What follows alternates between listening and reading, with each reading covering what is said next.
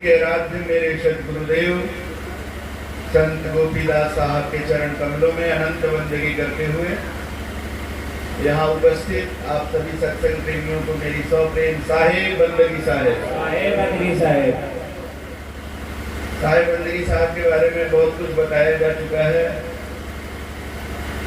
फिर भी हमें लगता है कि कई बार हम लोगों का पालन पोषण इस तरह से होता है कि चीजों को वर्गीकृत करके देखने की आदत बन जाती है। कैटेगराइजेशन करते हैं हम लोग, कैटेगरी में डालते हैं चीजों को। तुम साधु संतों को भी कैटेगरी में डालना चाहते हैं, अपने सांसारिक बनावटी कैटेगरी में साधु संतों को भी डालना चाहते हैं, और इसका नतीजा ये होता है कि हम उन्हें समझ नहीं पाते हैं, क्योंकि साधु संतों का जीवन कमल के फूल के समान होता है। जल में रहकर भी जल से परे जीवन, संसार में रहकर भी संसार से परे जीवन। तो हम साधु संतों को महिला और पुरुष के वर्गीकरण में भी वर्गीकृत करने का प्रयास करते हैं। साधु संतों में हमें महिला और पुरुष भी दिखाई देते हैं, और साधु संतों की जाति पाति भी हम जानना चाहते हैं, कौन जात के हैं ये,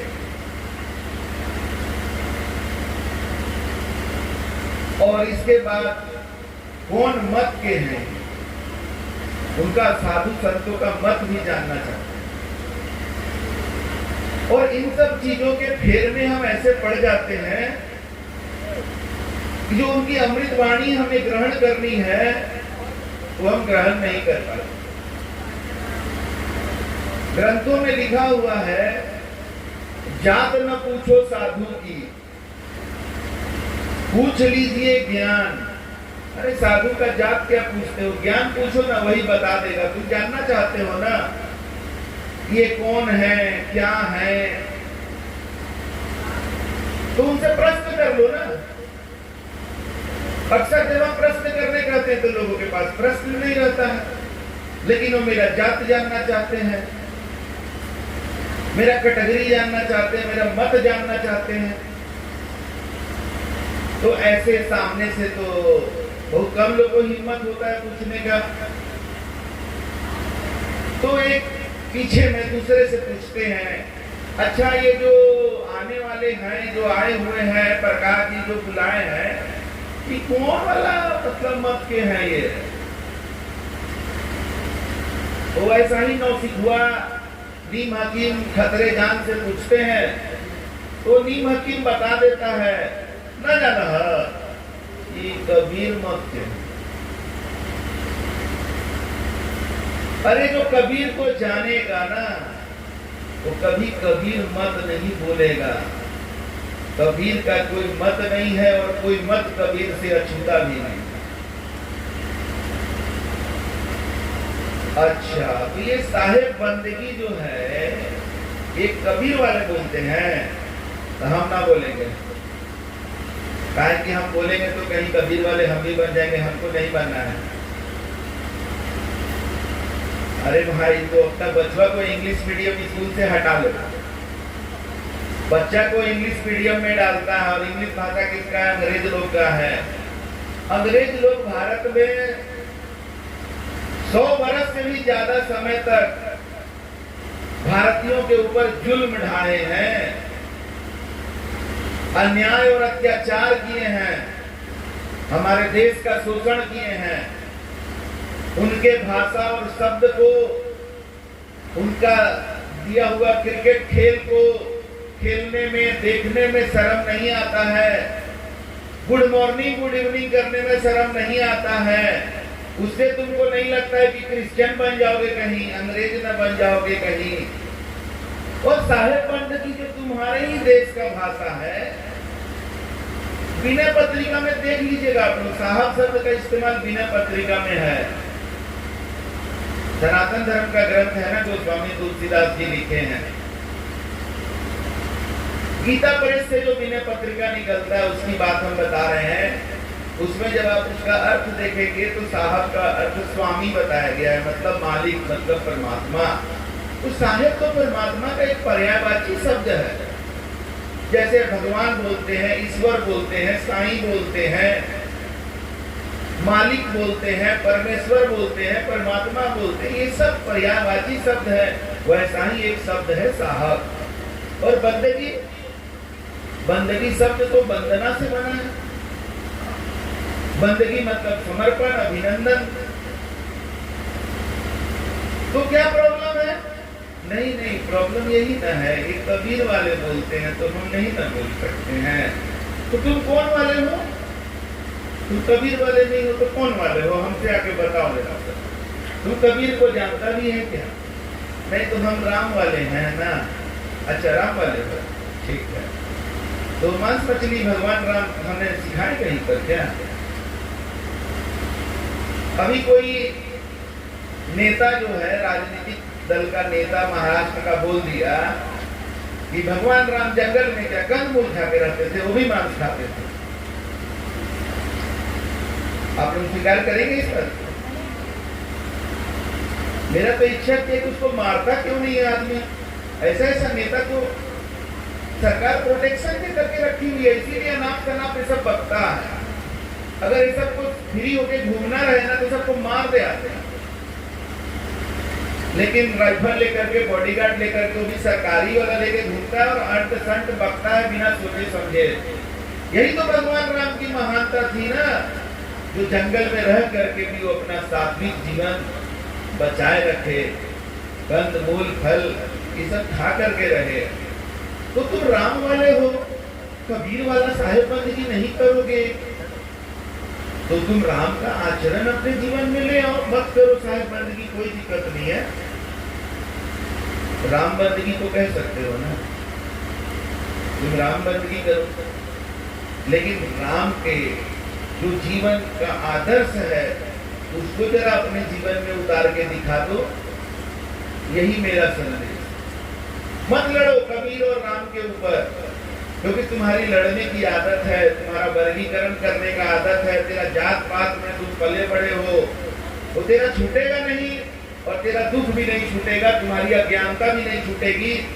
ऐसे ही अंधेरा में पड़े रहो। गुरु का काम है जीवन में प्रकाश लाना। तो आप हमें गुरु माने या ना माने, हम तो अपना काम करेंगे, प्रकाश देना मेरा काम है। तो एक कहानी के माध्यम से कोशिश करते हैं समझाने का। एक बार समुद्र में एक लहर आया और उस लहर में समुद्र का एक मेढक जो है वो किनारे आ गया। किनारे आया तो उसके पास लहर गुजरने के बाद दो रास्ता था। फिर से समुद्र के तरफ जाकर के समुद्र में जैसे आनंद से रहता है वैसे रहे, और दूसरा रास्ता था समुद्र के दूसरे दिशा में जाने का। तो उसने सोचा कि समुद्र के दूसरे दिशा के लोग क्या समुद्र के बारे में जानते होंगे? क्या उन्हें मालूम है? खास करके मेढकों को। तो ये सोच करके समुद्र का मेढक समुद्र के दूसरे दिशा में छलांग लगाने लगा कि हम समुद्र के बारे में उन मेढकों को बताएंगे जो समुद्र में नहीं रहते। और ऐसे छलांग लगाते लगाते वो एक कुआं में आ गया। जब वो कुआं में आता है तो देखता है कि वहां बहुत सारे मेढक हैं। लेकिन आप जानते हैं कि जो व्यक्ति जहां रहता है वहां का पर्यावरण, वातावरण, रहन सहन, ये सब चीज से उसका रूप के ऊपर असर पड़ता है। तो समुद्र का मेढक थोड़ा अलग दिख रहा है। तो कुआं के मेढकों से रहा भी नहीं गया और पहचान भी गए और वो पूछ दिए कि भाई तुम कहां से आए हो? क्या करने आए? तो समुद्र का मेढक कहा कि भाई हम तो समुद्र से आए हैं। तो कुआं के मेढक कहने लगे कि समुद्र क्या होता है? तो बोला कैसे समझाएं तुमको कि समुद्र क्या होता है? बोला कुछ तो बताओ। अरे क्या बताएं, इतना बड़ा होता है ना, और पानी ही पानी, कोई सीमा नहीं है, कैसे समझाएं?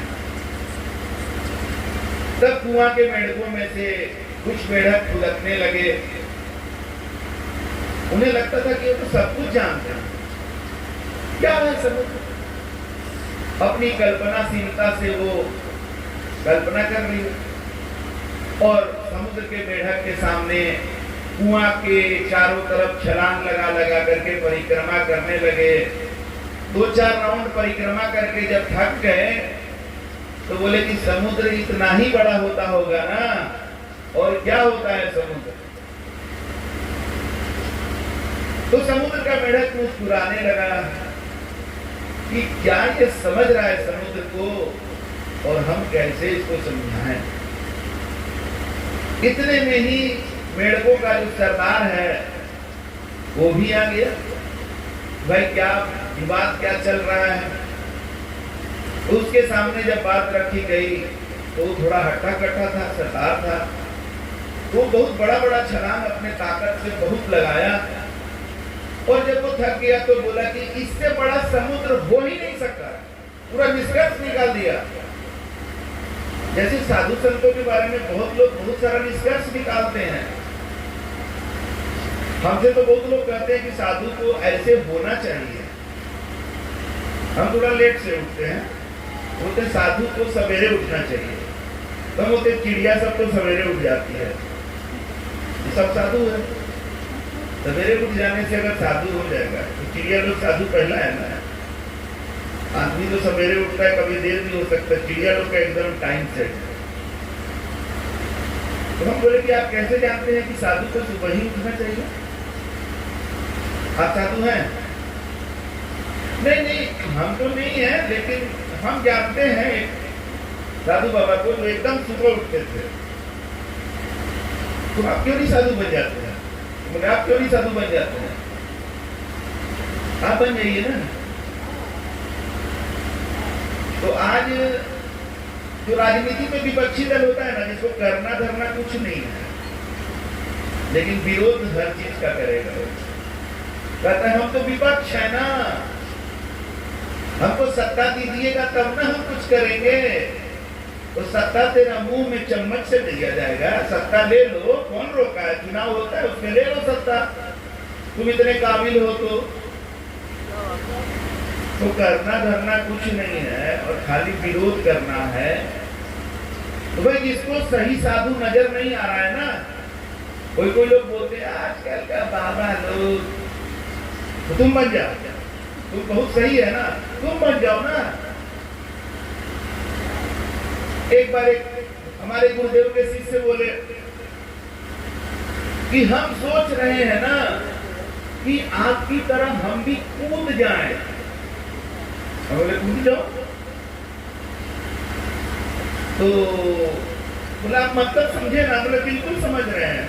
हम तो चाहते हैं कि हमारे गुरुदेव का हर शिष्य कूद जाए सत्य के प्रचार प्रसार के लिए। तो तुम सोच रहे हो तो बड़ी अच्छी बात है। तो वो चाह रहा था कि मतलब कूद जाए, मतलब ये जगह खाली कर। हम बोले देख भाई, ये जो अध्यात्म है ना, यहाँ कोई वैकेंसी नहीं निकलता है। इतना पोस्ट का बहाली हो रहा है, योग्य उम्मीदवार आ जाइए, इसमें से जो है कितना भी आप योग्य रहिएगा, 5 ही सीट खाली है, उतना ही लिया जाएगा। यहाँ अनंत सीट है भाई। और कोई यहाँ जितने महिला पुरुष हैं सब साधु संत बन सकते हैं, सबके लिए मैदान खाली है। आपको लगता है कि आज सही साधु संत नहीं है, महिला पुरुष सही नहीं है, आप आ जाइए, जगह खाली है, आपका इंतजार हो रहा है।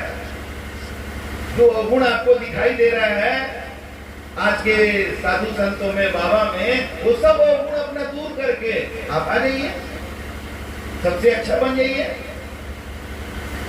तो नहीं ना, मेरा तो ये काम है ना, वो काम है ना, तो करो ना काम अपना।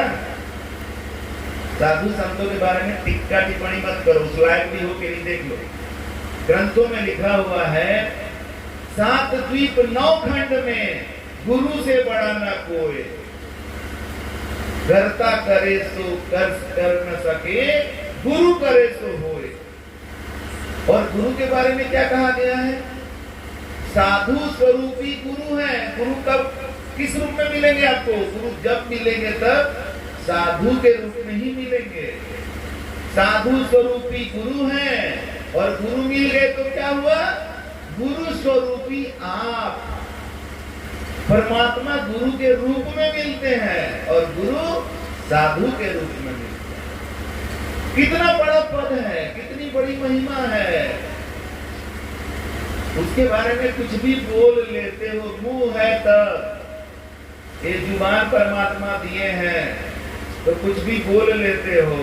अरे तुम कुछ भी तो खा भी लेते हो, जो नहीं खाने का चीज है, मरा हुआ मुर्गा खाते हो तो मरा हुआ जैसा बात करते हो। जैसा खाओगे वैसा ही तो तुम्हारा विचार होगा। तो कुछ भी खा लेते हो, कुछ भी बोल लेते हो। तो ये जुबान जो दिया है ना, वो देख रहा है कि जुबान दिए तो थे सत्य वचन बोलने के लिए, और बोल रहा है दुर्वचन। मुंह दिए तो थे सात्विक भोजन करने के लिए, और कर रहा है ये मांसाहार, बदबू देने वाला मछली। मुर्गा जहां बिकता है वहां कितना बदबू देता है, लगता है उल्टी आ गया। सब्जी फल जहां बिकता है, दूध जहां बिकता है, वहां आता है दुर्गंध, तब भी तुमको दिखाई नहीं देता है। तेरा ज्ञान इतना भ्रष्ट है और फिर भी तुम साधु संतों पर टिप्पणी करता है। शर्म आनी चाहिए। तो सबसे पहले खुद को सुधारने की जरूरत है, वरना जैसे जुबान दिए हैं ना, तो बहुत लोगों का मुंह में कैंसर भी हो जाता है, काट देना पड़ता है जी। अब काहे होता है? विचार करिए। सबका नहीं होता है, क्यों नहीं होता है? विचार करिए, तब जवाब मिल जाए। अपने को जब देखना शुरू करेंगे, आत्मावलोकन जब करना शुरू करेंगे, अभी दुनियावलोकन कर रहे हैं ना, जिस दिन आत्मावलोकन करेंगे तब समझ में आएगा। बुरा जो देखन में चला, बुरा न मिलिया कोई। महापुरुषों की वाणी देखिए। एक दिन संत जी को इच्छा हुई कि थोड़ा देखे दुनिया में बुराई कैसा है, तो बुरा जो देखन में चला, कोई बुरा मिला ही नहीं। क्यों? क्योंकि जब भी दूसरे की बुराई देखता, आत्मावलोकन करता, तो क्या पाया? जो दिल ढूंढा अपना, मुझसा बुरा ना कोई। ये होता है साधु संतों का जीवन। वो तो अपने सारे बुराइयों को देख कर, समझ करके तब तो गुरु के पास समर्पित होते हैं कि हे गुरुदेव, मेरे अंदर इतनी बुराई है, मैं अपराधी जन्म का, जन्मों जन्मों से मैं इतना अपराध करता आ रहा हूँ, नख सिख भरा विकार, मेरे तो नाखून से लेकर सिर तक विकार भरा हुआ है। तुम दाता दुख भंजना, मेरी करो उबार। तो तुम कभी गए इस तरह से किसी के पास? हम तो गए हैं, तब मेरे दाता, मेरे सतगुरु, मेरे दुख भंजना ने मेरा उबार किया। और जिन बुराइयों के बारे में ये कल्पना नहीं कर सकते थे कि ये बुराइयां कैसे छूट सकती हैं, वो बुराइयां कैसे छूटी पता ही नहीं। क्योंकि संगत में इतना शक्ति है कि हम आपको क्या बताएं। आज आपको अगर अपने जीवन को तौलना है ना, आप अपने संगत को तौल लीजिए। आपने अपनी जिंदगी में जैसा संगत किया है, उसी का परिणाम है आपका जिंदगी आज। और अभी समय मालिक की दया से समाप्त शायद नहीं हुआ है। आगे जो समय बचा है, सिर्फ अपना संगत बदल करके देखिए, आपकी जिंदगी बदल जाएगी। आज यहाँ से जितना लोग आकर बता रहे थे कि मेरा जिंदगी ऐसे बदल गया, उन लोगों ने क्या किया? अपना संगत बदल लिया, सत्संग में अपना समय लगाने लगेगा। ये यूं ही आपके मुंह में चम्मच खिलाने जैसा सत्संग नहीं मिलता है। अब इस गांव में सब कुछ परोस करके प्रकाश जी बैठे हैं, तो सारे गांव के लोग जग गए क्या? नहीं होता है ऐसा। यहाँ संजय बैठा जी हैं, नागेंद्र जी हैं, ये लोग राजनीतिक नेता रहे हैं। ये लोग हमको बोले, जब शुरू में मिले तो बोले कि गुरुदेव आपका इतना प्रचार करेंगे ना। संजय जी बोले 1000 आदमी को बुलाएंगे, आपका सत्संग कराएंगे। हम बोले वो भीड़ का हमको जरूरत नहीं है। संजय जी कहते हैं ना, उतना ही खाओ जितना चबा सको। तो हमें यहाँ पैसा बटोरने के लिए शिष्य नहीं चाहिए। हर शिष्य के प्रति मेरी व्यक्तिगत जवाबदेही है, तो मैं जितना जवाबदेही ले पाऊंगा उतना ही शिष्य न चाहिए। और शिष्य को तराशना पड़ता है। जैसे खान में जो हीरा मिलता है ना, वो हीरा में चमक नहीं होता है, हीरा को तराशता है तब उसमें चमक आता है। वैसे ही गुरु और शिष्य में कोई अंतर नहीं है, दोनों एक ही है। बस अंतर ये है कि गुरु अपने गुरु के शरण में जाकर के निर्मल और निर्विकार हो गए, और शिष्य अभी गुरु के शरण में जाने की सोच रहा है, या जा रहा है, या शरण में आया है। बस इतना ही अंतर है। जो शिष्य अपने को समर्पित कर देता है, तब गुरु उसको तराशना शुरू करते हैं, क्योंकि तराशने में कटिंग छटिंग करना पड़ता है। तो कटिंग छटिंग करने से थोड़ा दर्द होता है। तो कई लोग भाग जाते हैं कि हम तो आए थे कि बस आपके शरण में आ जाएंगे तो सब ठीक हो जाएगा, लेकिन सब ठीक हो नहीं रहा है। अरे तो शरण में आने का मतलब जानोगे तब ना। प्रकाश जी बोल रहे थे कि सदगुरु से केवल मिल जाने से जीवन बदल जाता है। तो मिलने का मतलब जानोगे तब ना। मिलने का मतलब क्या होता है? पानी में कंकड़ को डालोगे, 1 गिलास पानी लेकर के उसमें कंकड़ को डाल दिया जाए, तो क्या कंकड़ पानी में मिल गया? पानी में है लेकिन पानी में मिला नहीं। मिलना किसको कहते हैं? पानी में चीनी को डाल करके थोड़ी देर में चीनी गायब हो जाएगा। चीनी अपने अस्तित्व को मिटा देता है, और मिटाने से नया अस्तित्व की क्या प्राप्ति होती है? चीनी और पानी के मिलन से शरबत तैयार हो जाए। मिलना इसको कहते हैं। सवाल ही नहीं है कि संत से हमारा मिलन हो और हमारा जीवन पूरी तरह से बदल ना जाए, ये सवाल ही नहीं है। लेकिन हम कंकड़ जैसे होता है अड़ा हुआ कि मैं अपने को थोड़ा भी भूलने नहीं दूंगा, मिलने नहीं दूंगा, तो उस कंकड़ की तरह अड़े रहोगे तो कितना भी नजदीक रहोगे कुछ होने वाला नहीं है। कहा गया है पारस में और गुरु में एक अंतर हो जान। पारस पत्थर जो है वो लोहा को सोना बनाने में सक्षम होता है, उसके संपर्क में, उसके स्पर्श से लोहा सोना बन जाता है। लेकिन गुरु की महिमा पारस पत्थर से भी बड़ी बताई गई है कि गुरु और पारस में एक अंतर हो जान। एक लोहा कंचन करे, गुरु कर ले आप समान। जो सच्चे गुरु होते हैं ना, वो चेला बना करके नहीं रखते हैं, वो अपने शिष्यों को अपने जैसा बना देते हैं, गुरु ही बनाते हैं, वो चेला नहीं बनाते हैं।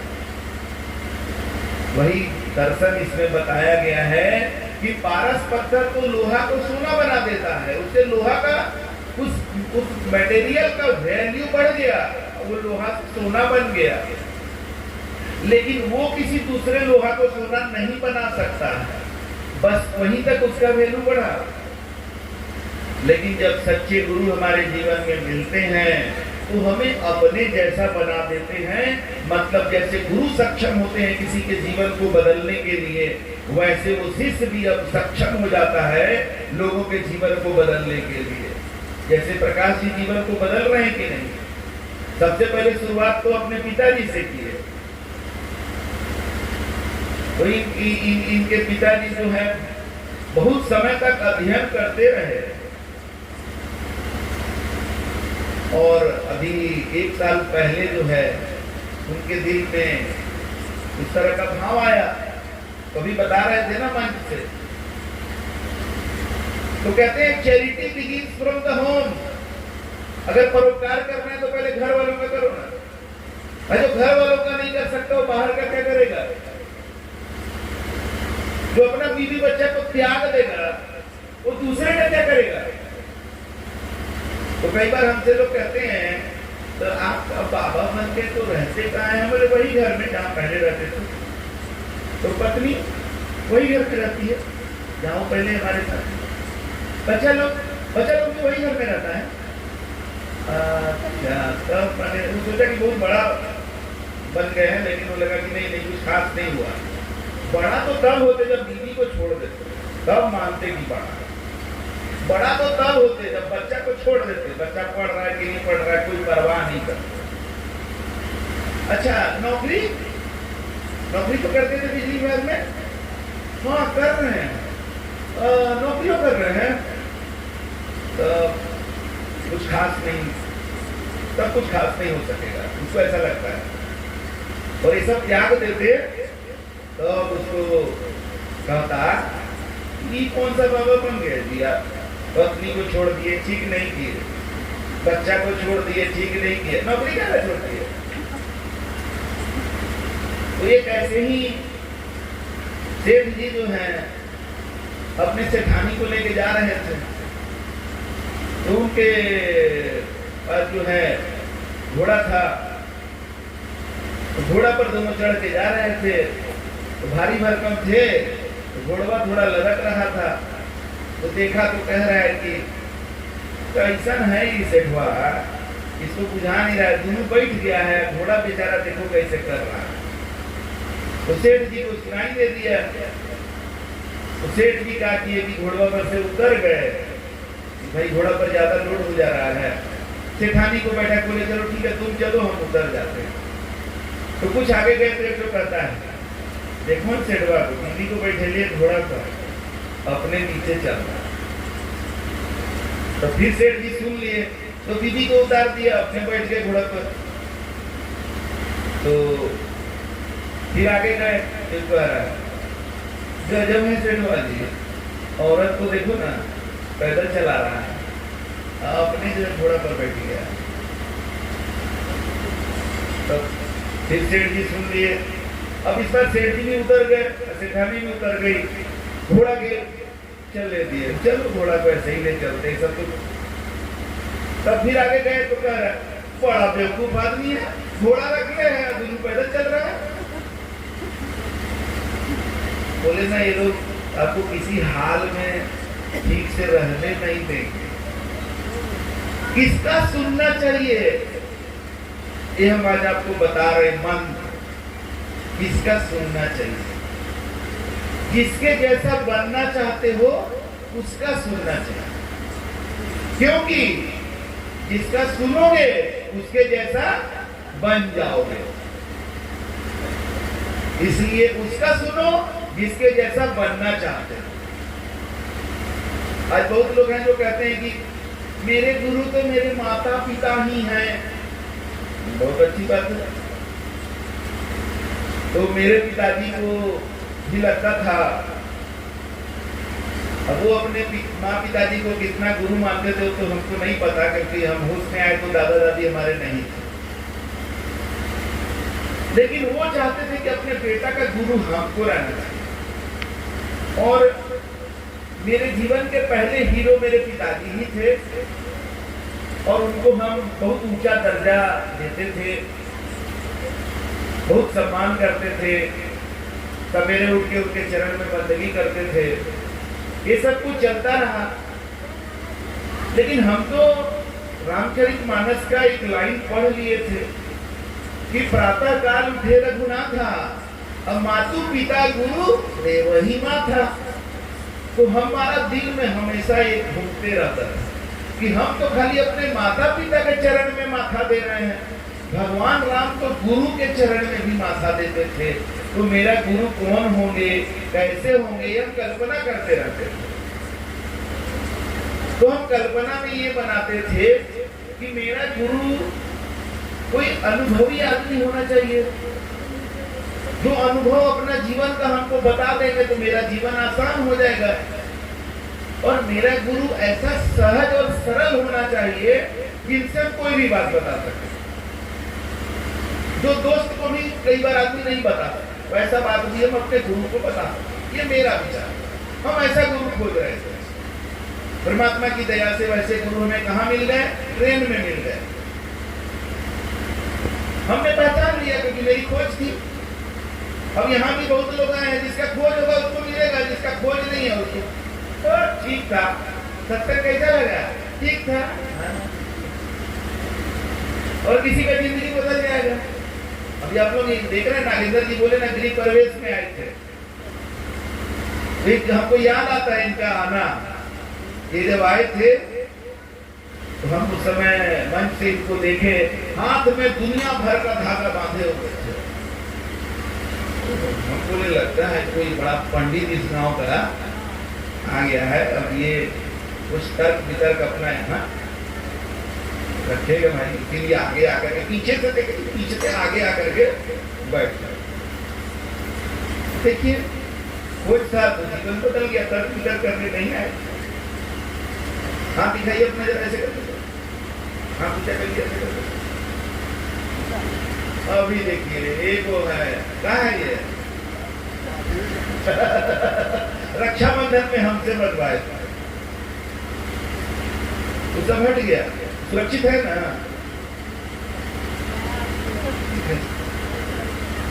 तो जीवन बदलता है, लेकिन हमारे पास खोज होना चाहिए। जिन ढूंढा तीन पाइया, जो आप ढूंढ रहे सब मिलेगा, सब मिलता है, शर्त है उसका ना, गहरे पानी बैठ गहराई में उतरना पड़ेगा। जो बोरा डूबन डरा रहा किनारे बैठ, डूबने से डरते हो तो किनारे बैठे रहो। यहाँ तो मन से बोला जाता है गुरु जी को बंदगी करने जो आ सकते हैं आएंगे, लेकिन अड़े हुए हैं, नहीं बंदगी हम करेंगे, हम नहीं करेंगे। वो कर रहे हैं, वो उनसे जुड़े हुए हैं। हम कहीं बंदगी करेंगे तो कहीं फेविकोल लगा होगा, वहीं कहीं जोड़ दिए तो क्या हो जाएगा मेरा, इसलिए हम नहीं जाएंगे, हम नहीं उठेंगे।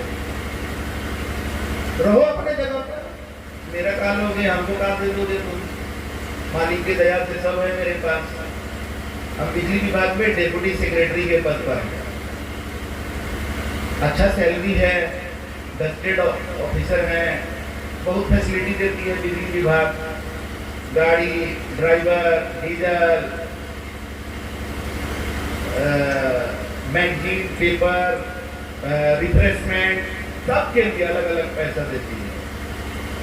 आनंद से है, यही परमात्मा की कृपा है। हमारी 3 बेटियां हैं, सब बढ़िया से अपना पढ़ाई लिखाई अच्छे स्कूल में कर रही हैं। पटना का जो टॉपर स्कूल में पढ़ती है हमारी बेटी, बड़ी बेटी हमारी दिल्ली यूनिवर्सिटी में पढ़ती है। सब मालिक की दया है। उन लोग का संस्कार ऐसा है कि जो लोग भी मिल लेते हैं वो कहते हैं कि ऐसा बच्चा तो बहुत कम दिखता है।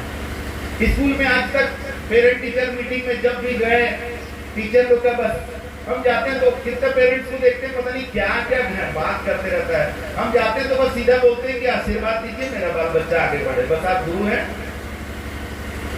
तो लोग कहते हैं कि कैसा संस्कार दिए, हम लोग यही तारीफ करते हैं। तो हमें कुछ चाहिए नहीं,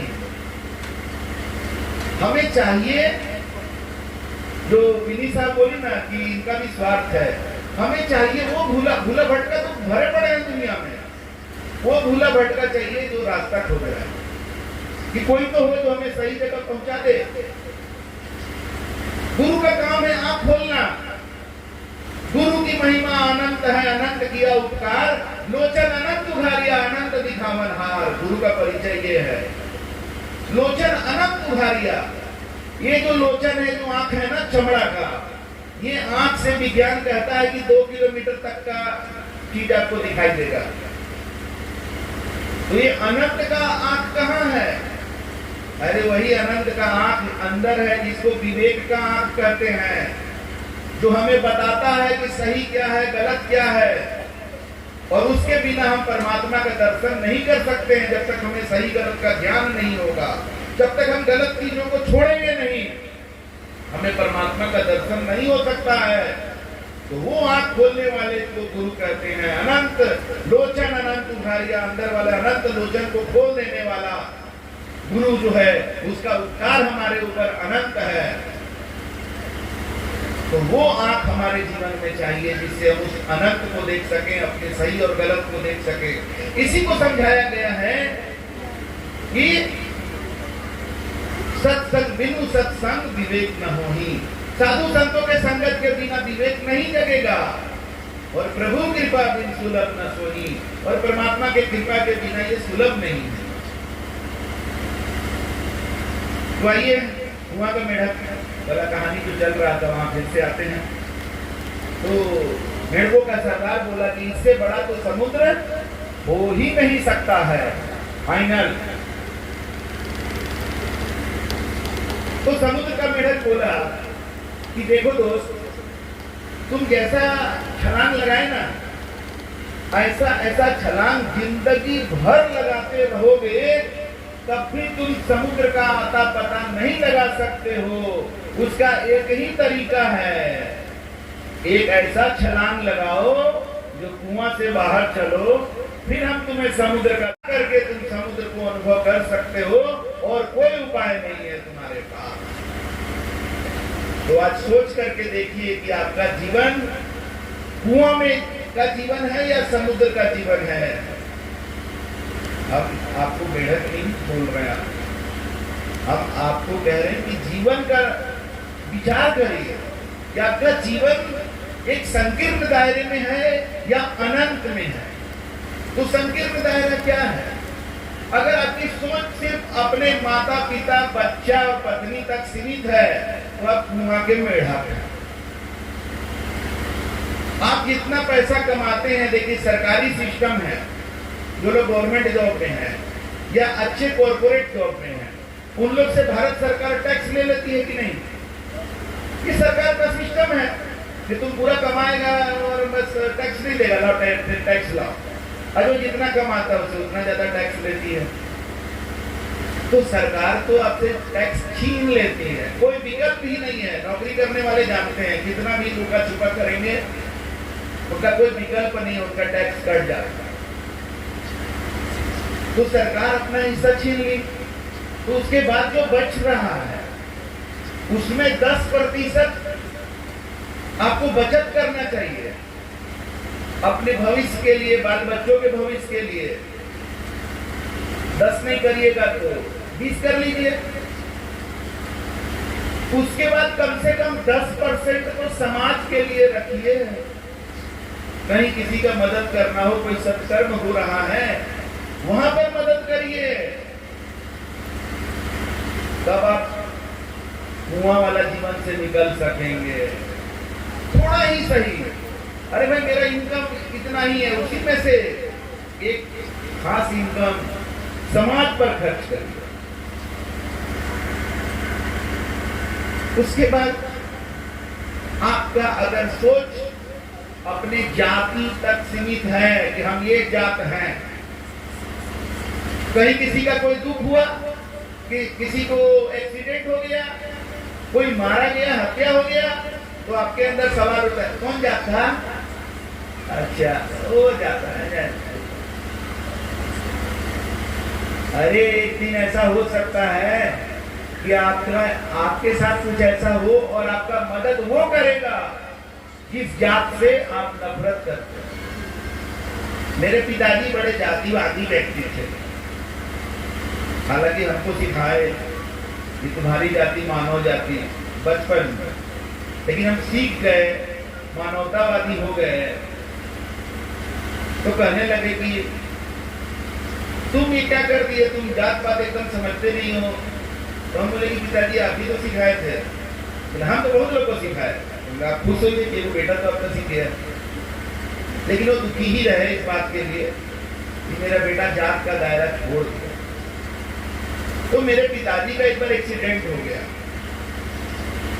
और एक्सीडेंट हो गया तो जिन जातियों के बारे में गाली पढ़ा करते थे ना, वही जाति का मोहल्ला में एक्सीडेंट हुआ था। वही लोग उठा करके उनको बहुत केयर किया उनका।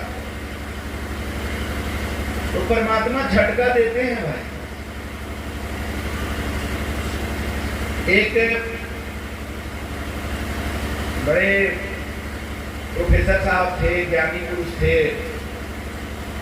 तो उनका सोच बना कि परमात्मा मेरे घर में जन्म ले, जैसे दशरथ जी के यहाँ हुए ना। आज वर्तमान में हमको एक दशरथ जी तो यहाँ दिखते हैं, जिनके यहाँ भगवान राम के जैसे प्रकाश जी जन्म लिए हैं। चाहता तो सबको ही है कि राम जैसा बेटा हो, लेकिन उसके लिए दशरथ बनना पड़ता है। तो वैसा ही उनको ख्याल आया, बड़ी तपस्या किए, बहुत साधना किए, तो भगवान प्रकट हो गए। प्रकट होकर के बोले क्या चाहिए? बोले हम चाहते हैं कि आप हमारे परिवार में, हमारे घर में आप जन्म लें। बोले कि ठीक है, हम लेंगे, थोड़ा इंतजार करो। उसके बाद वो एक यज्ञ करा रहे थे, और यज्ञ जो करा रहे थे तो उसमें भगवान एक फकीर का रूप धारण करके, वो जहाँ यज्ञ का अनुष्ठान हो रहा था वहां पर भीख मांगते मांगते पहुंच गए। फकीर मतलब समझ रहे हैं, मुसलमान लोगों का ये रहता है। तो अब ये जाति से ब्राह्मण थे, एकदम उखड़ गए कि तुम जुलाहा मुसलमान, तुम कैसे घुस गया, पवित्र कर दिया इस जगह को, मेरा यज्ञ को ये डिस्टर्ब कर दिया, तुम निकलो यहाँ से। धकिया करके उसको ये किए, तब तक देखे ना कि गायब हो गया। जब गायब हो गया तब उनको झटका लगा, अरे हम क्या कर दिया। तब वो बहुत क्षमा मांगे भगवान से। तो भगवान फिर प्रकट होकर के बोले कि तुम्हारे घर में हम जन्म तो लेंगे, लेकिन अगला जन्म में तुमको जुलाहा बनना पड़ेगा, और तब तुम्हारे घर में हम प्रकट होंगे। जानते हैं, वही जुलाहा के रूप में नीरू और नीमा, वही ब्राह्मण अगले जन्म में जुलाहा बने, नीरू और नीमा, और कबीर साहब उनके घर में प्रकट हुए। काशी के लहरतारा में कमल के फूल पर प्रकट हुए, तो नीरू और नीमा वही जुलाहा दंपति जो पिछले जन्म में ब्राह्मण के रूप में मांगे थे, उनको परमात्मा बोले थे कि तुमने जिसका अनादर किया है तुमको वही जन्म लेना पड़ेगा, और तब उस जन्म में तुम्हारा इच्छा हम पूर्ण करेंगे। तो नीरू और नीमा जा रहे थे, और कमल के फूल पर बच्चे के रोने की आवाज आ रही थी। तो नीमा जो पत्नी थी, वो बच्चा को के प्रेम में जाकर के बच्चे को गोद में लेकर आ गई। तो पति कहता है कि अभी तुमको हम गौना में लेके जा रहे हैं, बच्चा के साथ ले जाएंगे तो लोग क्या कहेंगे, लोग क्या कहेंगे वाला, ये आज का बीमारी नहीं है, पहले से चला रहा है। तो नीमा अड़ गई, बोली कि लोग कुछ भी कहें हम तो छोड़ेंगे नहीं, ये बच्चा परमात्मा हमें ही दिए। तो सहमत हो गए और चले गए। इसलिए हम आप लोगों से निवेदन करेंगे कि किसी भी मानव का, किसी भी व्यक्ति का, उसके जात को लेकर के तिरस्कार मत करिएगा। अगर आपका गीता में भरोसा है तो आत्मा मरती नहीं है। ये जो शरीर है जिसको आप भूमिहार, राजपूत और ब्राह्मण में और इसमें उसमें वर्गीकृत कर रहे हैं ना, ये एक दिन मिट जाएगा। फिर अगला जीवन किसमें मिलेगा उसमें आपका कोई नियंत्रण नहीं है। तो गीता पर अगर भरोसा है तो कर्म के फल पर भी भरोसा होना चाहिए कि जैसा कर्म करेगा वैसा फल देगा भगवान। ये है गीता का ज्ञान। तो तुमने किसी को तिरस्कार किया है जाति के आधार पर, तो तुम्हें तिरस्कार जाति आधारित क्या होता है, कैसा लगता है जब जाति के आधार पर किसी को तिरस्कार किया जाता है, ये तुम्हें भोगना पड़ेगा। बता दे रहे हैं हम अच्छा से, क्योंकि हमको पता चला है कि यहाँ पर बहुत जातिवाद का बोलबाला है, ये सब ढकोसला है। बता दे ये जाति जो है ना, ये महापाप है। जात पात पर चलना ये महापाप है और इसका फल आपको भुगतना पड़ेगा। कैसे बोल दिए महापाप? आप लोग तो जाति व्यवस्था, वर्ण व्यवस्था, जाति व्यवस्था जो है कहां से आया? पहले वैदिक काल में वर्ण व्यवस्था थी। आदमी के कर्म के आधार पर, गुण के आधार पर वर्ण में वर्गीकृत किया गया। जो पढ़ने में तेज था तो ब्राह्मण, जो लड़ने में तेज था तो क्षत्रिय, जो बिजनेस टाइप माइंडेड था तो वैश्य, और जो लेबर करने के लिए फिट फाट था कि हाँ भाई हम ज्यादा पढ़ेंगे लिखेंगे नहीं, हम लड़ेंगे नहीं, हम काम करने के लिए तैयार हैं, तो शूद्र हो गया। ये जन्म पर आधारित नहीं था, ये गुण पर और कर्म पर आधारित था। लेकिन कालांतर में क्या हुआ कि जो ज्ञान वाले लोग थे, जिनको ब्राह्मण का दर्जा मिला, तो उनको समाज में ऊंचा दर्जा मिला, तो उनको समाज का टैक्स कलेक्शन उनके पास जाता था, क्योंकि ऊंचा स्थान था। क्षत्रिय को भी एक अलग ऊंचा स्थान मिला, ब्राह्मण से थोड़ा नीचे, वैश्य को भी मिला। ये स्थान जब थोड़ा थोड़ा समय के साथ मिलने लगा, तब अहंकार जगा कि मैं ब्राह्मण हूँ, मैं क्षत्रिय हूँ, मेरा बेटा शूद्र कैसे हो सकता है? भले ही उसको पढ़ने में मन नहीं लगता है, भले ही उसको लड़ने की क्षमता नहीं है, लेकिन मेरा बेटा है तो उसको यही रहना चाहिए। तभी एक षड्यंत्र रचा गया, जन्म के आधार पर इस चीज को फिक्स कर दिया कि जो जिसका घर में जन्म ले लेगा वो वही हो जाएगा। रामचरितमानस में दिया हुआ है, दया धर्म का मूल है, पाप मूल अभिमान, तुलसी दया न छाड़िए जब लग घट में प्राण। पाप का जड़ क्या है? अभिमान। और जाति व्यवस्था का जड़ क्या है? अभिमान। मेरा बेटा, ऐसा कैसे हो सकता है? गारंटी चाहिए कि हम ब्राह्मण हैं, हम पूजा करा रहे हैं, तो मेरा बेटा भी पूजा ही कराएगा। और कोई दूसरे का बेटा अगर उसमें गुण भी है, ज्ञान भी है, तो पूजा नहीं करा सकता।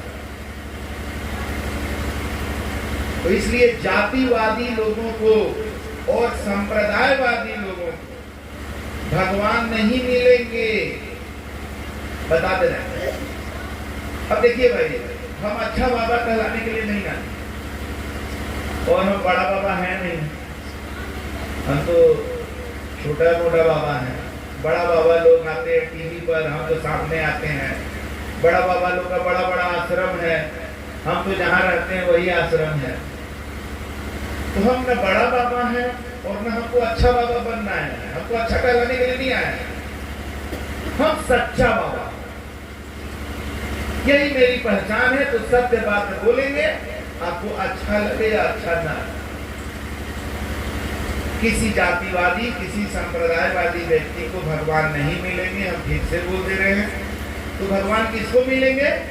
भगवान सिर्फ और सिर्फ इंसान को मिलेंगे, और सिर्फ भक्त को मिलेंगे। और भक्त की पहचान होती है कि भक्त का जात पात नहीं होता है, भक्त की पहचान उसका परमात्मा के प्रति समर्पण है। अब आपको चुनना है। यहाँ जितने लोग बैठे हैं, सब लोग कोई ना कोई तरीका से प्रयास करते रहते कि भगवान को खुश कैसे किया जाए। कोई उसके लिए कुंभ में जाके नहाया, कोई उसके लिए अभी केदारनाथ, बद्रीनाथ, अमरनाथ भी जाएंगे बहुत सारे लोग। कोई घर में ही घंटी बजा लेते हैं, कोई घर में ही घंटों पूजा करते हैं, व्रत उपवास करते हैं। ये सब करते करते थक जाइएगा, भगवान नहीं मिलेंगे। सिर्फ अपने जीवन में जात पात को छोड़ दीजिए। असमानता, जो मनुष्य और मनुष्य के बीच जो असमानता है, इसको अपने अंदर से निकाल दीजिए। परमात्मा सबको समान दृष्टि से देखने वाले हैं। हम जब उनके लायक बनेंगे, उनके जैसा बनेंगे, तभी हम उसमें मिलेंगे। घी में दही नहीं मिल सकता है, घी में घी ही मिलेगा। तो परमात्मा में जीवन चाहते हैं तो आपको परमात्मा के जैसा बनना पड़ेगा। ये कोई हम नया थ्योरी नहीं दे रहे हैं, ये भी रामचरितमानस में दिया हुआ। तो बोले ना कि हम राम वाले हैं, ये कौन वाले हैं? तो खाली वाले हैं वाली हैं करोगे तो कुछ होगा नहीं। राम वाले हो तो राम वाला जो है ना, जो विचार है उसको जीवन में उतारो। रामचरितमानस का विचार जीवन में उतारो। तो रामचरितमानस का विचार क्या है जीवन में? जिसको भगवान का दर्शन है उसका क्या वाणी निकलता है? सिया राम मैं सब जग जानी। कहाँ बोला है कि सिया राम मैं ब्राह्मण को जानी, सिया राम मैं दलित को ना जानी? ऐसा नहीं लिखा हुआ। सिया राम मैं सब जग जानी, पूरा संसार को सिया राम मैं जानते हैं। कौन कह रहे हैं? हनुमान जी कह रहे हैं। कब उनको दर्शन था भगवान राम का, तो दर्शन जिसको होता है उसका वाणी वचन अलग होता है। और जिसको दर्शन नहीं है, साधु संत का भेष धारण कर लिया है, वो अपने भी जात पात करता है और चेलवा सबसे भी जात पात करवाता है, जात के नाम पर भीड़ जुटवाता है। और आगे क्या है रामचरितमानस में? जो सिया राम हैं वो मिलेंगे कैसे? निर्मल मन जन सो मोहि पावा, मोहे छल कपट छिद्र न भावा। देखिए ये रामचरितमानस में है। और वो कबीर वाले साहेबंदी वो क्या कह रहे हैं? जैसे यहाँ कहा गया ना सिया राम मैं सब जग जानी, तो सदगुरु कबीर कह रहे हैं घट घट मेरा साइया सुनी सेज ना कोई। कह मेरा जो साई है, मेरा जो मालिक है, वो हर घट में है, कोई जगह खाली नहीं है। साहब तेरी साहबी हर घट रही समाए, जब मेहंदी के पात में लाली लखी न जाए। मेहंदी का पत्ता हरा होता है, लेकिन लगाते क्यों है उसको? लाली के लिए। मेहंदी के पत्ता में लाली दिखता है? नहीं दिखता है। कब प्रकट होता है? जब उसको पीसते हैं। वैसे ही हर घट में परमात्मा मौजूद है, लेकिन उसकी लाली इसलिए नहीं दिख रही है कि तुम जातिवाद को पीसते नहीं हो, तुम मांसाहार को पीसते नहीं हो, तुम अपने विकारों को मथते नहीं हो, पीसते नहीं हो, इसीलिए दर्शन नहीं होता है। चाहे कितना भी तीर्थ व्रत उपवास कर लो, नहीं होगा, चैलेंज है मेरा। और जो राम वाले कहते हैं निर्मल मन जन सो मोहि पावा, वही कबीर वाले कह रहे हैं, सदगुरु कबीर कबीर मन निर्मल भया, जैसे गंगा नीर पीछे पीछे हरि फिरे, कहत कबीर कबीर। देखिए कितना समानता है। इसीलिए साहिबंदगी से परहेज मत करिएगा आप लोग। राम वाले कबीर वाले अलग अलग नहीं है। मेरा राम मेरे रोम रोम में रमने वाला है, और मेरा कबीर पानी से जन्मा नहीं, श्वासा नहीं शरीर, अन्नहार करता नहीं, ताका नाम कबीर। मेरा कबीर वो नहीं है जो 15वीं शताब्दी में जो बताया ना कमल के फूल पर प्रकट हुए, उतना ही पर मेरा कबीर नहीं है। मेरा कबीर वो नहीं है केवल जिसका वाणी आप लोग सोखा दोहा साखी सुनते हैं, उतना वो मेरा कबीर नहीं है। वैसे ही जैसे मेरा राम केवल त्रेता युग वाला तीर धनुष वाला राम नहीं है, मेरा राम मेरे रोम रोम में रमा हुआ है। वैसे ही मेरा कबीर कौन है?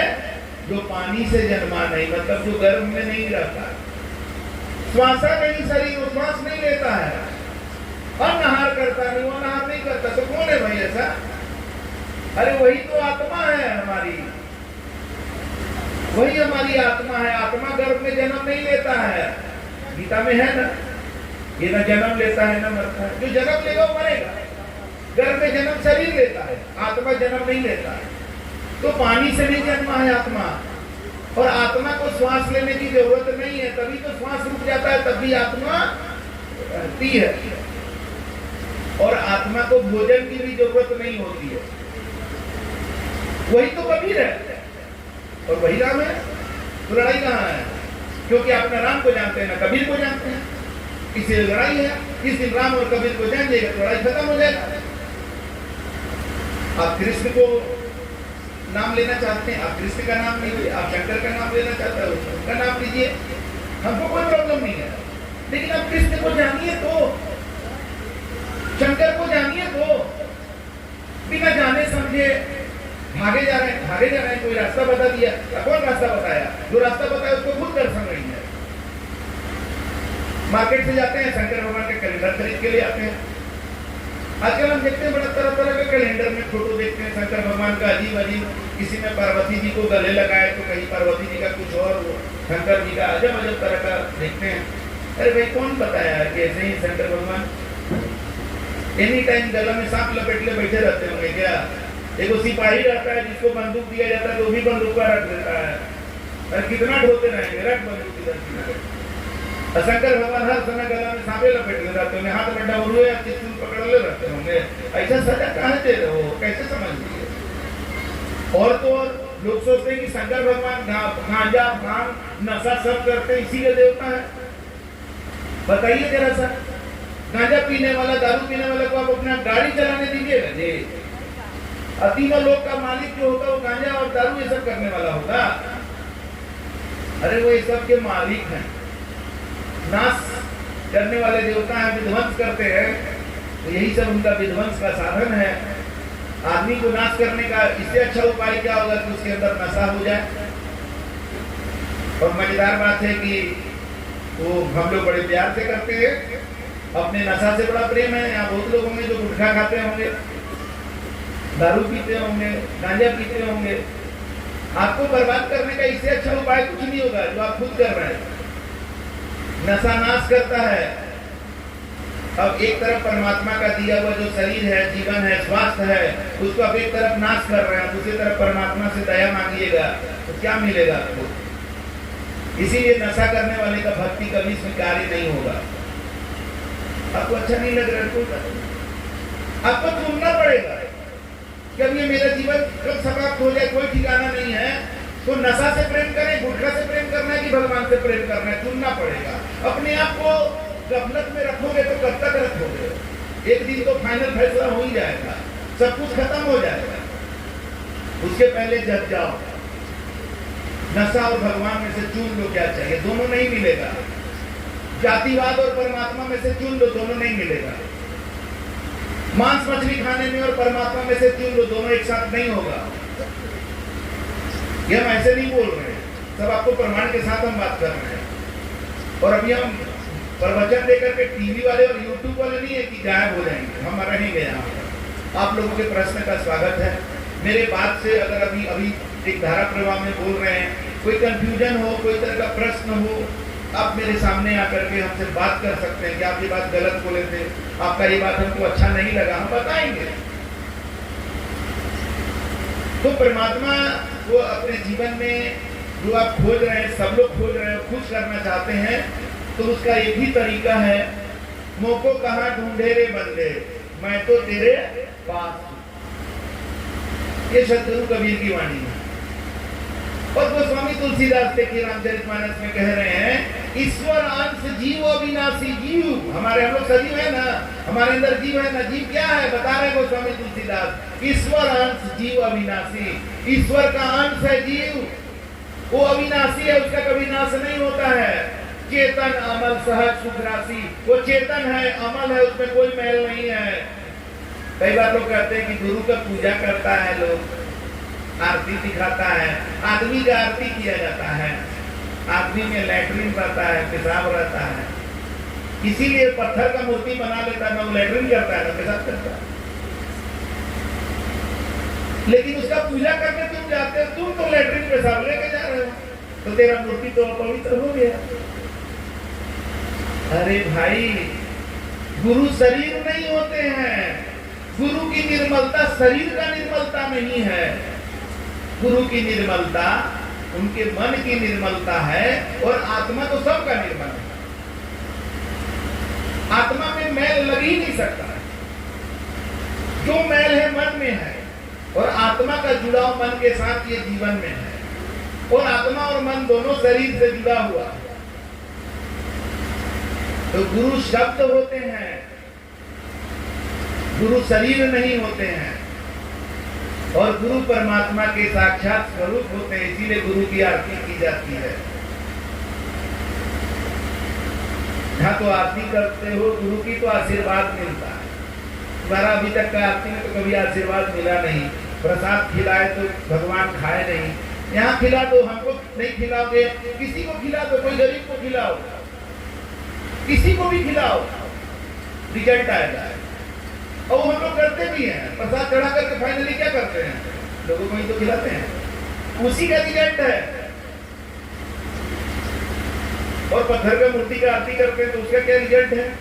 जितना देर आरती करते हैं उतना देर भाव तो हमारा भगवान का रहता है ना, इसका रिजल्ट है। मूर्ति का रिजल्ट नहीं है, आप ही का रिजल्ट है। लेकिन जब हम गुरु की पूजा करते हैं, गुरु की आरती करते हैं, तो यहाँ दोनों साइड से रिजल्ट आ रहा है। साधु संतों के जुबान से जो निकल जाता है ना, वो परमात्मा का विधान को बदल करके भी हो करके है। इसीलिए बोला गया है कि 7 फीट 9 खंड में गुरु से बड़ा ना कोई, कर्ता करे ना कर सके, गुरु करे सो होए। कर्ता का विधान भी बदल जाता है, संतों में इतनी शक्ति होती है। तो हमें अपने जीवन को निर्मल करना पड़ेगा, तभी हमारे जीवन में परमात्मा प्रकट हो जाएंगे। हमारे जीवन में ही प्रकट हो जाएंगे, हम में ही प्रकट हो जाएंगे। कहाँ खोज रहे हो? मोको कहाँ ढूंढे रे बंदे, मैं तो तेरे पास में हूँ। लेकिन हम खुद दूर चले जाते हैं। जैसे अभी हम आए हैं पटना से मोतिहारी, प्रकाश जी का पूरा परिवार घर में है। अब हम यहाँ आए और ये लोग बाहर भाग जाए, तो मिलन होगा? तो परमात्मा तुम्हारे घर में और तुम भागे बाहर, तुम संसार में हो, अंदर जाते ही नहीं। अच्छा, अंदर जाना माने क्या होता है? कुछ समझ में नहीं आता है। अंदर तो कुछ अंधेरा ही लगता है। इसीलिए तो गुरु चाहिए। अंदर कैसे चल जाओगे? जन्मों जन्मों से बाहर भटक रहे हो, अंदर कैसे चले जाओगे?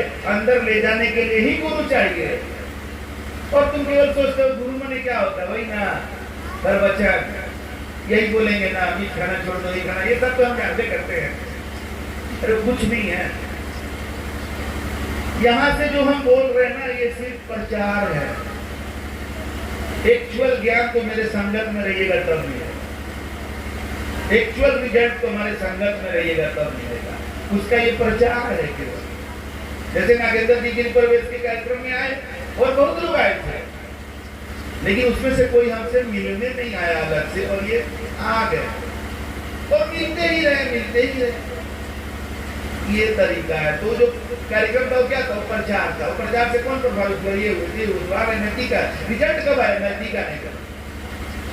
संगत से गुण होगा, ये याद रखिएगा। आज तक जितना भी गुण आपके अंदर है वो संगत के कारण है, और जितना अवगुण भी है उसको खोज के देख लीजिए आपके संगत के कारण। तो बहुत सारा संगत आपको ऑटोमेटिक मिलता है। जैसे आप जो परिवार में पैदा ले लियो, परिवार का संगत है आपके पास। आप जहाँ नौकरी करते हैं वहाँ जो लोग हैं उनका संगत मिल गया आपको। आपका पड़ोसी जहाँ घर बना है उसके आसपास जो रहा है आपका संगत मिल गया। एक साधु संतों का संगत है जो आप प्रयास करके कर सकते हैं, और हमें खुशी है कि आप लोग कर रहे हैं। लेकिन इसको इतना हल्का से मत लीजिए। हाँ ठीक है, सुन लिए, मिल लिए, बहुत अच्छा लगा। अगर वाकई में अच्छा लगा तो ये प्रेम कहानी को आगे बढ़ाइए। आज का मिलना एक वाकया है, लेकिन इतिहास तब बनेगा जब ये मिलन आगे कंटिन्यू रहेगा। तो लगता है टाइम ज्यादा हो गया है, तो यही विराम देते हैं। आप लोगों से बात करके बहुत अच्छा लगा। आप लोग तो हम कहना चाहेंगे, जो हम कह भी कि हम बड़े बाबा नहीं हैं, हम अच्छे बाबा नहीं, हम सच्चे बाबा हैं। तो हम सहज हैं, सरल हैं, सुलभ हैं। आप जब भी मिलना चाहें प्रकाश जी से संपर्क करिए, ये आपको मिला देंगे। हम कल हैं, कल कब जाएंगे अभी फाइनल नहीं है, सवेरे तो कम से कम फर्स्ट हाफ में हैं।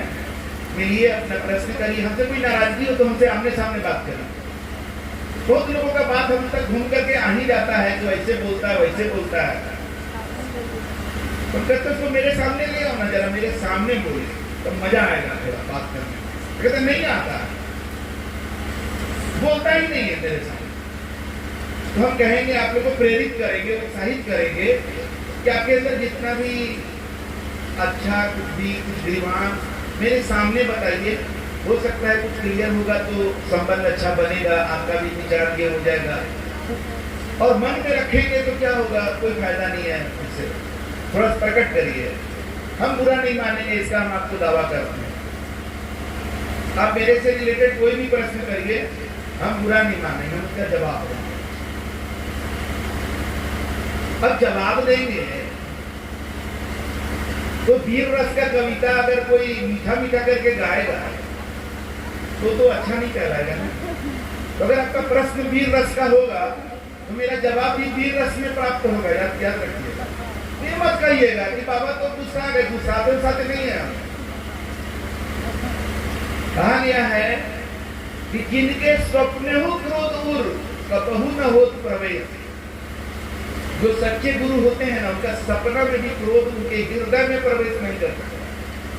मेरे हृदय में परमात्मा है, वहां क्रोध के लिए कोई जगह नहीं है, लोभ मोह वासना के लिए वहां कोई जगह नहीं है, सिर्फ परमात्मा के लिए जगह है। लेकिन यहाँ से निकल सकता है, लग सकता है आपको। अब बताइए, हम अपने बेटी लोग के बारे में बोले, उनके संस्कार के बारे में बोले, तो क्या खाली मीठा मीठा बात करेंगे तो उन लोगों का संस्कार सही रहेगा? बहुत बार फटकार लगाते हैं, डांटते हैं। आज तक हम अभी अपनी दोनों जो दो बेटी हमारी जुड़वा है और एक बड़ी बेटी है, 3 है, तो दोनों जो बेटी है उसको आज तक कभी मारे नहीं। और जब हमसे इतना डरती है, मम्मी कोई बात उन लोगों को बताने लगती है तो एकदम घबरा जाता है, पापा को नहीं पता, और हम कभी मारे नहीं। हम भाव भंगिमा ऐसा बनाते हैं ना, तो लोगों को लगता है कि अब पापा कुछ भी कर दे, लेकिन क्या करना है हमको पहले से तय। तो क्या बिना बिनु भय हो ही ना प्रीत, भाई थोड़ा तो बनाएंगे ना। कृपा करके बिना मतलब का आलतू फालतू प्रश्न करने के लिए भी तुम स्वागत नहीं कर सकते हैं ना। प्रश्न जेन्युइन होगा, उसका हम जवाब भी जेन्युइन देंगे, और आप अगर उत्तर चाहते हैं तो आप स्वीकार करेंगे। फिर आपके पास आ जाती है प्रश्न करने का आगे भी, अगर आप कुछ बोले तो आप भी होंगे। ये सब के लिए स्वागत है। अब इसी के साथ हम अपने वाणी को विराम करते हैं। साहेब बंदगी साहेब।